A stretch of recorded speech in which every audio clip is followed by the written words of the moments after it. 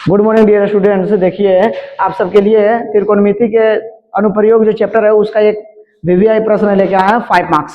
तो आइए देखते हैं इस प्रश्न को। ये 5 नंबर फिक्स है बोर्ड एग्जाम में से। तो देखिएगा क्वेश्चन क्या कर रहा है। क्वेश्चन कर रहा है 20 मीटर ऊंचा मीनार। एक मीनार है।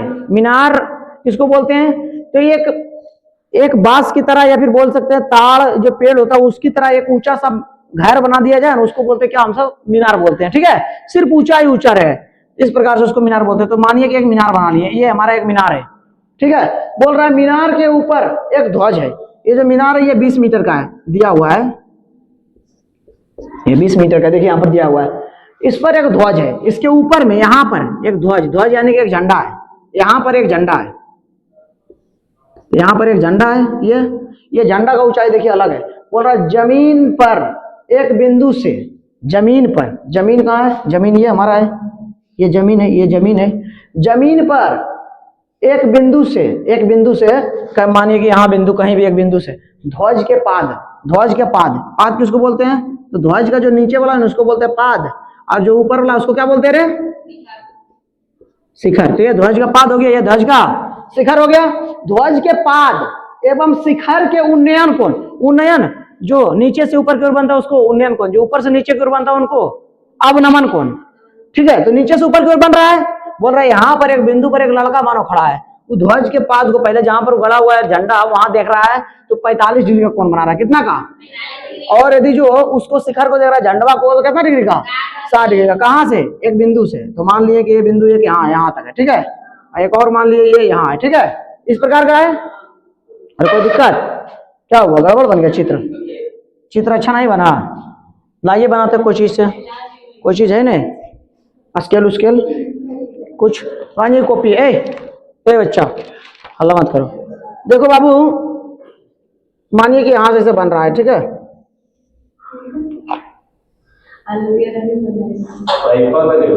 पाइपा तुम सब चुरा लिया यार, मानवे वाला हमारे। कोई दिक्कत? और फिर यहां से सेम टू सेम इस प्रकार से।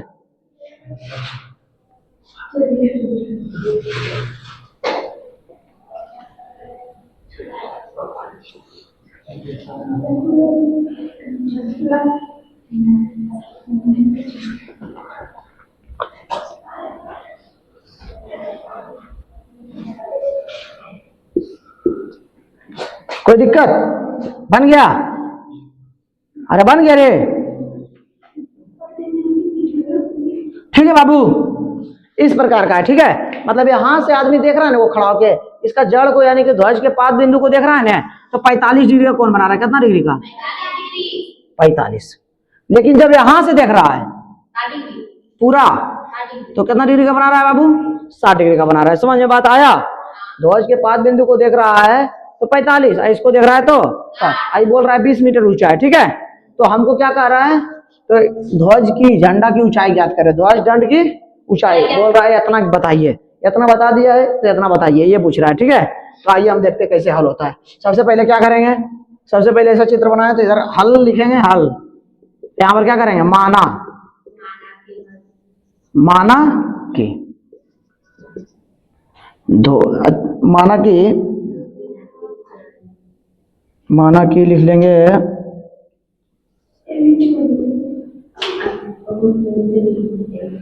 इसको नाम दे देते हैं बाबू हम सब। यहां से इसको नाम दे देते हैं। यहाँ पर बाबू ए, यहाँ पर बी, यहाँ पर सी और यहाँ पर डी। ठीक है, कोई दिक्कत? इस प्रकार से नाम दे दिए, कोई दिक्कत? अब देखो यहाँ पर लिख लेंगे माना की, माना की ए बी बराबर क्या है? ध्वज, ध्वज दंड की ऊंचाई। अरे ए बी बराबर क्या है? ध्वज दंड की ऊंचाई ना, अरे ऊंचाई है। और बीसी बराबर क्या है? 20 सेंटीमीटर। अरे बीसी बराबर 20 सेंटीमीटर लिखो, मीनार की ऊंचाई सेम बात है, लिख लिए हैं। कोई दिक्कत? ये चीजें लिख दी। अब देखो, अब त्रिभुज किसमें? त्रिभुज बी सी और त्रिभुज बी सी डी में। आइए देखते क्या करते हैं बी सी डी में। तो बी सी डी क्या करें, ये हमको पता था, तो हमको क्या मिल जाएगा? ये मिल जाएगा। अरे मिलेगा कि नहीं मिलेगा? ये मिल जाएगा ना। तो आइए देखते हैं। तो कौन फॉर्मूला लगाना है? ये वाला देखो, कौन फॉर्मूला लगेगा बताओ तो। ये दिया हुआ है और ये वाला हमको निकालना है, तो कौन फॉर्मूला? पी। और ये क्या है? बी। लंब बटा आधार किसका फॉर्मूला आता है? tan का। तो लगाओ टेन टेन थीटा बराबर क्या पी बटा बी। कोई दिक्कत? पी क्या है बताओ बाबू? बीसी क्या है? सीडी है टेन कितना डिग्री बताओ? ये इसका है और ये 60 जो है ये बड़ा वाला त्रिभुज का है, छोटा वाला त्रिभुज का कितना डिग्री? 45 डिग्री है। ध्यान से देखना है 45 डिग्री है ना। चलो आगे देखना है, बताओ टेन 45 का मान कितना है? एक बीसी, बीसी बराबर 20। अब बताना सीडी बराबर, सीडी नहीं पता है, सीडी नहीं पता है ना तो सीडी लिख देंगे, ठीक है। इधर कोना कोनी गुना कर दो, इसके नीचे कुछ नहीं एक डालो, कोना कोना गुना करो। अरे लड़का इधर देखो, सीडी बराबर कितना आ गया?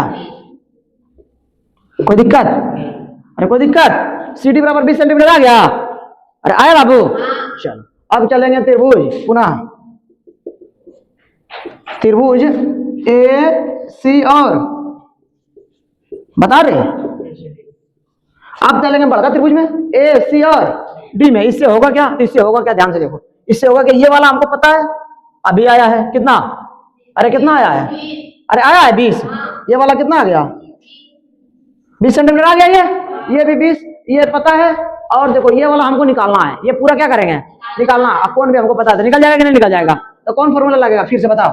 ये पूरा, ये लंब पूरा और ये पूरा आधार, कौन फॉर्मूला? tan theta. बताओ tan थीटा बराबर क्या होता है? p बटा b। बता p क्या है? a c। अरे क्या है रे? a c। और ये क्या है? c cd tan। अब बता बड़का त्रिभुज के लिए कितना डिग्री कोण? 60 डिग्री का। tan 60 का मान कितना होता है? रूट 3। बता ac का मान, ac का मान पता है? कुछ नहीं पता है? अरे नहीं पता है जी, नहीं तो ac का मान ac ले देंगे। cd का मान 20, इसके नीचे कुछ नहीं, कितना? ए। कोई दिक्कत? अरे कोई दिक्कत? चलो इसको कोना कोना गुना करो, कितना आ गया? 20 रूट 3 बराबर AC गुना 1 AC, इसीलिए लिख देंगे कितना? AC बराबर कितना आ गया? 20 रूट। कोई दिक्कत बाबू? यहाँ तक कोई दिक्कत? अब तुम ही देखना ध्यान से, ये हमको पता चल गया, ये पूरा हमको पता है, इतना भी पता है, समझ में आया? इतना पता है और ये भी पता है, तो मतलब बड़का पूरे में से इतना घटा देंगे तो कितना बचेगा? बचेगा कि नहीं बचेगा? अरे पूरे में से इतना घटा देंगे तो इतना बचेगा कि नहीं बचेगा? नहीं समझ में आया? देखिए यहाँ से मिर्जागंज जाना है, ठीक है, अली हमको जाना सिकंदरा, सुन आया? तो यहाँ से मिर्जागंज हम चल गए, तो वहां से जो कोई आदमी वहां तक जाएगा तो उतना कम दूरी तय करना पड़ेगा कि नहीं? 5 किलोमीटर चल गए तो 7 और चलेगा, ये पूरा इतना है, तो इतना घटा देंगे तो इतना बच जाएगा। अब पूरा का देखो हमको मान पता है, अभी निकाले हैं, इतना का भी पता है, घटा दो। आइए देखते हैं आगे, आगे पहले इसको हल कर लेते थोड़ा सा, और देखो थोड़ा सा इसको हल कर लेते हैं। और हल कैसे कर लेंगे?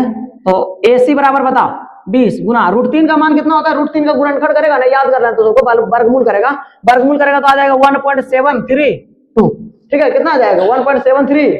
इसका वर्गमूल करेगा तो इतना आएगा, तो इसको गुना करो इतना से तो कितना आएगा बताओ? 2 से गुना कर दो, 4 6 14 बाकी 1 और 2 1 3, इतना आ गया कि नहीं आ गया? 3464 आया कि नहीं? जीरो आया तो जीरो नहीं भी लिखते कोई दिक्कत? पॉइंट के बाद, अरे पॉइंट के बाद जीरो नहीं लिखेंगे कोई दिक्कत? AC बराबर कितना आ गया?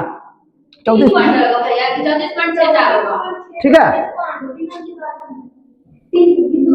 एक अंक के बाद नहीं होगा बाबू, यहाँ पर 1 2 3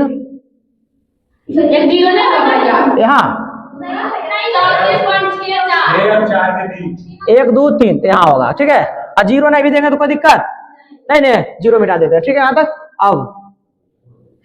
अब क्या निकालना है बाबू हमको? अब क्या निकालना है? ध्वज की ऊंचाई क्या है बाबू? ध्वज का ऊंचाई AB, ध्वज का ऊंचाई क्या है?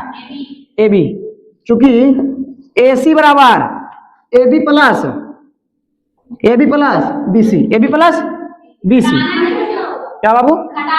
जो हम जोड़ रहे हैं ना, तुम देखो ना, ठीक है। कोई दिक्कत होता है कि ना होता है? हमसे कुछ नहीं बताओ, ये पूरा ये दोनों जोड़ है कि नहीं है? अब जिसका जिसको तुमको मान पता रखो। AC बराबर कितना आया बताओ? आया कि नहीं आया? बताओ। AB बराबर है, AB नहीं पता है, क्या लिखेंगे? अरे AB नहीं पता तो क्या लिखेंगे रे? लिखेंगे कि नहीं लिखेंगे? अब आगे देखो, ये वाला BC पता है? BC कितना है? 20 सेंटीमीटर, या फिर 20 खाली लिखो ना। चलो ये इधर प्लस में इधर आएगा तो बाबू बराबर AB, कोई दिक्कत? घटाओ तो 20 इधर, पॉइंट के इधर प्लस पॉइंट के इधर घटेगा, कितना आ जाएगा? 20 में से 34 गया तो 14। अरे आया रे, इसीलिए क्या लिखेंगे? AB बराबर 14 पॉइंट आता है।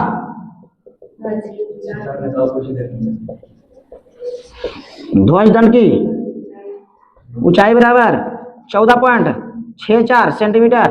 आंसर। कोई दिक्कत बाबू यहाँ तक किसी को इस प्रश्न को समझने में कोई दिक्कत? चलिए ठीक है, धन्यवाद।